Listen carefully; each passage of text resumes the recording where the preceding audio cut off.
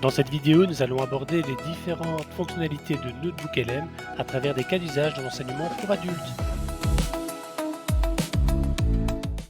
Bonjour à toutes et tous, dans cette troisième et dernière capsule destinée aux fonctionnalités de NotebookLM à travers des cas d'usage en enseignement pour adultes, place aux étudiants avec des outils qui vont leur permettre de réviser plus facilement, mais également des outils qui vont les aider dans la préparation de leurs éventuelles présentations.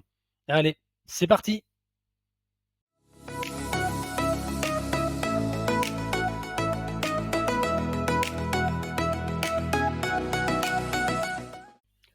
Pour ce premier cas d'usage, mettons-nous dans la peau d'un étudiant qui doit réviser pour son cours de mathématiques.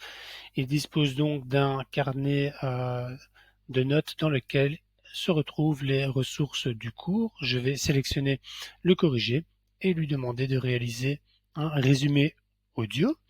En cliquant sur le petit crayon, on se rend compte qu'on peut sélectionner le format, analyse approfondie, briefing, critique ou débat, la langue, la longueur, mais également le prompt.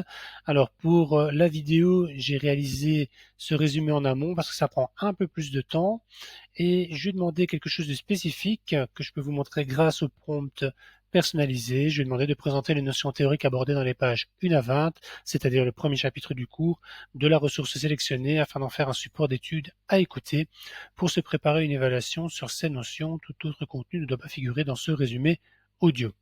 NotebookLM génère alors un fichier audio que l'on peut écouter directement. Alors, voici l'essentiel à retenir sur les angles dans un cercle.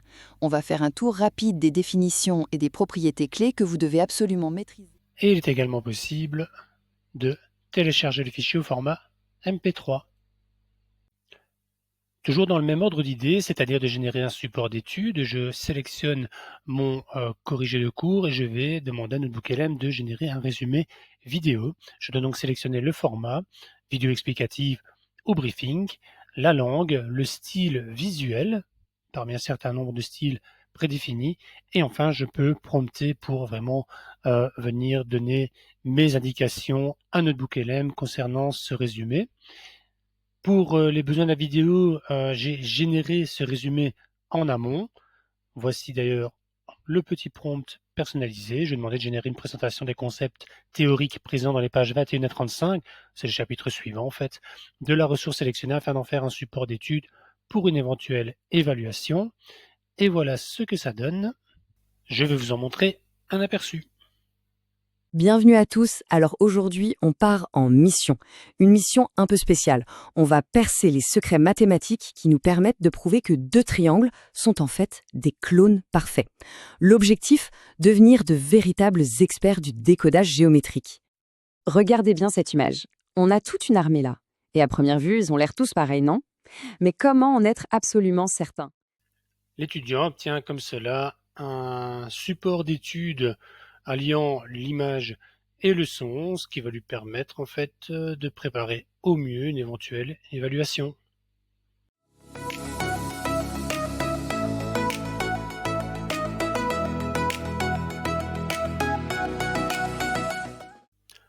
Pour ce deuxième cas d'usage, nous allons nous mettre dans la peau d'un étudiant dans le cadre du cours CESS Société. Alors, nous avons donc évidemment notre carnet de notes avec des ressources, notamment les dossiers pédagogiques, une vidéo YouTube, un site internet que nous allons utiliser pour générer une infographie. En effet, l'étudiant peut éventuellement avoir une présentation à réaliser, ici sur la Révolution européenne de 1848, et même s'il maîtrise son sujet, il peut éprouver des difficultés quant à la conception d'une illustration pour sa présentation. Et donc, il est tout à fait possible, en sélectionnant ici le petit crayon de l'outil infographie qui se trouve dans le studio, de générer une infographie avec la possibilité de personnaliser la langue, l'orientation, paysage, portrait, carré, ainsi que le niveau de détail, éviter le super détaillé parce que ça devient vite indigeste, et également de personnaliser encore plus via un prompt. J'en ai réalisé une en amont, je vous montre tout de suite à quoi ça ressemble. On a donc une infographie sur laquelle je peux zoomer, voilà, avec les différents éléments. Bon, je laisse bien sûr au prof d'histoire la critique. Mais nous avons quand même une infographie qui est assez belle finalement et qui pourrait servir de support à l'étudiant sans forcément reprendre toute l'information. Ça aussi, ça peut être évidemment précisé dans le prompt, que l'étudiant pourrait réutiliser. Il est évidemment possible de la partager, de la télécharger. Voilà donc encore un outil qui permet finalement de lever certains blocages et ainsi d'aider vos étudiants dans leurs apprentissages.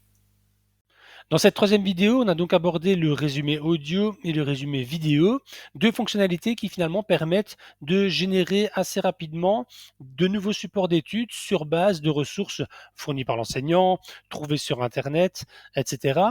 Nous avons également abordé l'infographie qui, elle, permet de générer un visuel que l'étudiant peut ensuite réutiliser dans le cadre d'une présentation, ce qui est très intéressant si votre étudiant n'est pas habitué aux outils de conception graphique. Et enfin, pour conclure cette série de vidéos, il est très important de comprendre que toutes ces fonctionnalités évoquées pour les étudiants sont évidemment transférables pour les enseignants et les équipes administratives et de direction et vice-versa.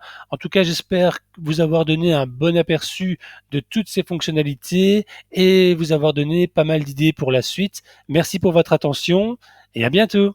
Au revoir.